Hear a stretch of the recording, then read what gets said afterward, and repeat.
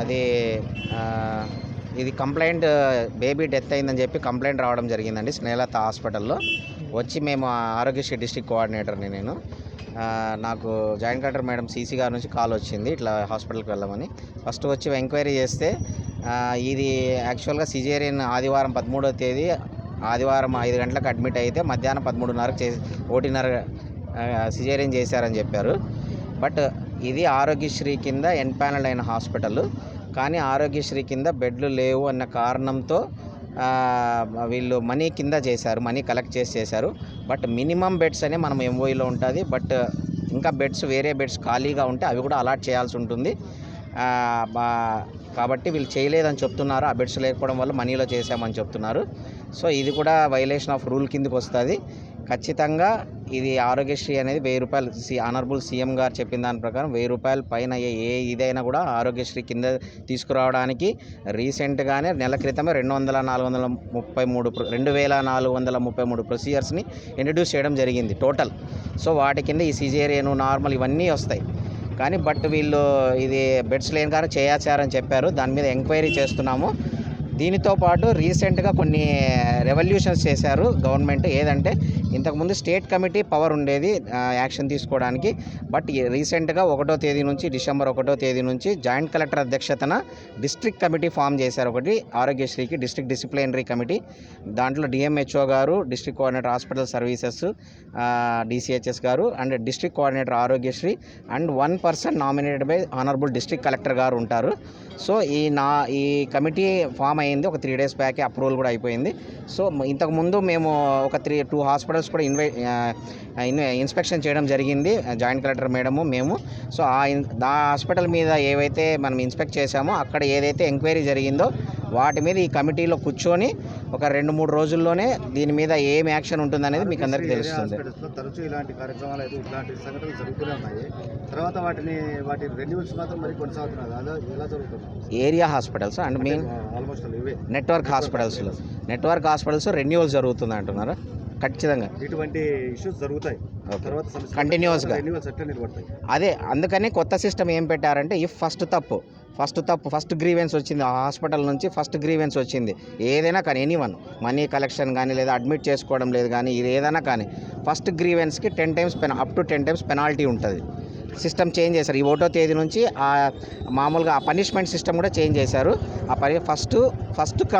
First కంప్లైంట్కి up to 10 times penalty, whatever they have collected for that 10 times penalty ఉంటుంది amount. Second complaint వస్తే కనుక delisting of the hospital from the Aarogyasri scheme.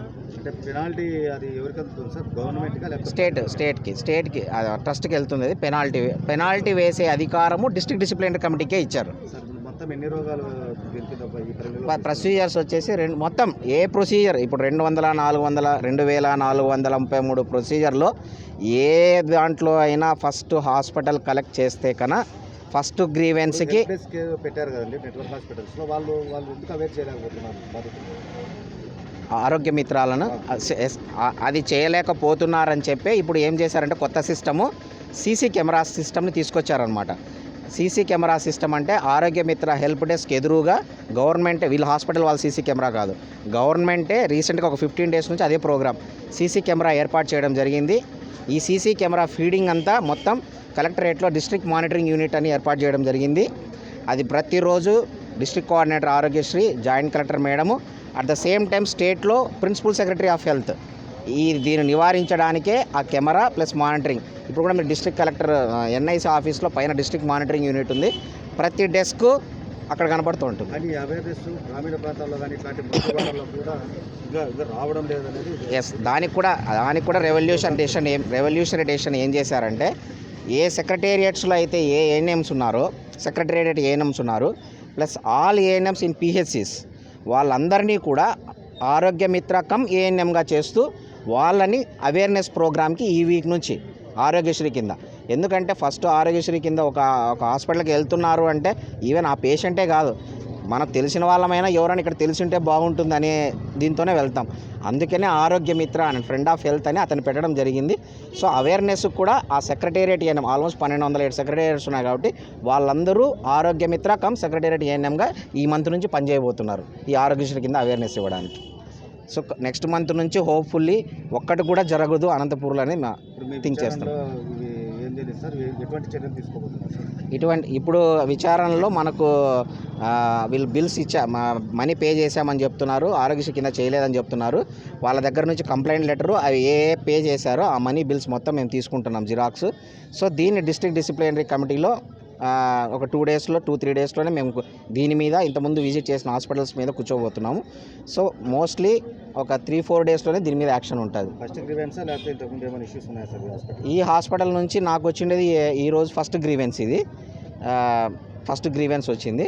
So mostly with bills this is the first grievance and we are going to take into the discipline up to ఎంత collect చేస్తే దాని మీద up to 10%, 10 times బాధితుల నుంచి collect చేసింది ఎంత money చేసింటే వాళ్ళకు వెనక్కి ఇప్పించడంతో పాటు ఎంత మనీ చేసింటే దాంతో ఇప్పించడంతో పాటు దాని మీద అప్ టు 10 టైమ్స్ పెనాల్టీ ఉంటుంది.